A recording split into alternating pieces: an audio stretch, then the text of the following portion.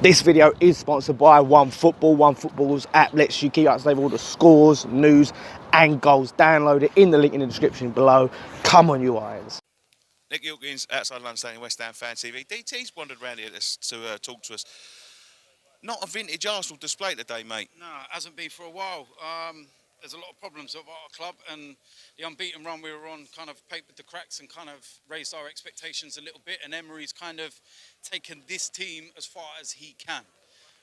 And it's not that I want to get rid of him. I mean that with what he's got, he now needs his own stamp. He needs his players. But the problem is, our pass regime fucked up so much, it's going to take a lot of rebuilding. We've got a lot of average players on massive contracts, and they're not going to leave. If you're on 150, 200 grand a week, and someone says to you, I want to send you to China, or fuck off, mate. I don't want to go play there. I'll sit on the bench or at home and collect my wages. Cheers, mate.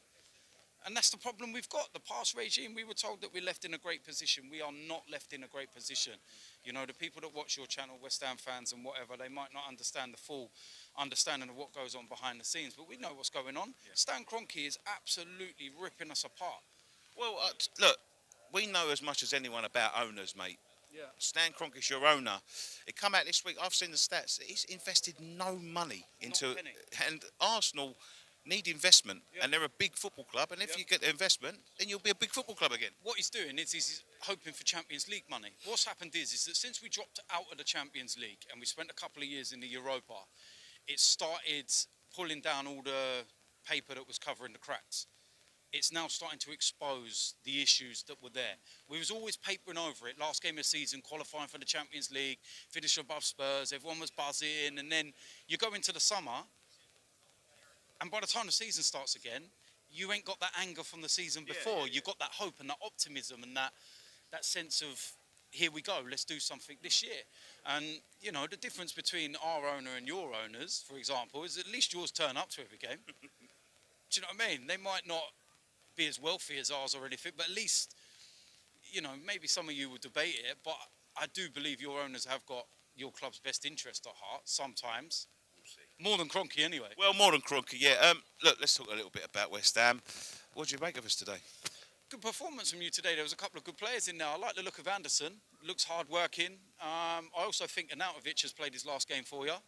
I actually We've been saying that, yeah. When he walked off the pitch, that looked like a wave goodbye. He's going. He's going. It did. You say your players don't want to go to China. How's a fucking looking to get out? Well, he's got no loyalty whatsoever because he left Stoke and then within a couple of months he scores against them and is celebrating and doing all sorts. I said, if you buy a bastard, don't moan when he's a bastard. Exactly, and that's what it's going to be. You've got that little mercenary prick in your ranks now. I don't want to talk about him. But yeah. Do you know what? I'm going to talk about him because he was better than anything Arsenal had on the pitch today. Yeah, but I still wouldn't fucking touch him with a barge pole. He's a twat. I can't stand the guy. But if there's one player at West Ham that I would take, it's Anderson all day long. But we can't afford him. So unless you want to loan him us. No, I think we're all right, man. No. And we'll keep that Declan Rice as well. I know you've all been snipping around here. You know what? The thing is, right, we always seem to give players this footstool. Right, Declan Rice has never scored a career goal for West Ham, ever. Scores against us today. Marcus Rashford burst on the scene a few years ago. Who's he play against? Arsenal. What's he going to do? Score a few goals.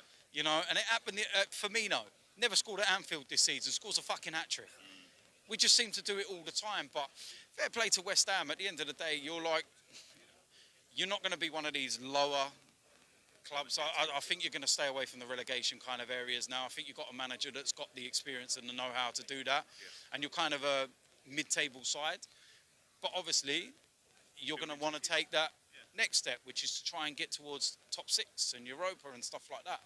But on the flip side of that, it's, you know, what your owner's going to do. Because if someone comes knocking on the door for Anderson, for example, with a big wedge, just like with Arnautovic, someone's come in with money that the owners can go, whoa, I can't really refuse that, you know. Then what happens? You build, then you get your heart ripped out. Well, that's the test, isn't it? That's the thing. Are your owners them type of owners to turn around and say, nah, you're not having... They like a pound note, mate. That's all I can say. Well, there you go. So this is the world we're living with the football. But fair play to you lot. And, yeah, good luck for the rest of the season. Thanks for coming over, man. I really appreciate it. No worries, really man. appreciate it. Thank you. Pleasure, man. Pleasure. Good luck for the rest of the season.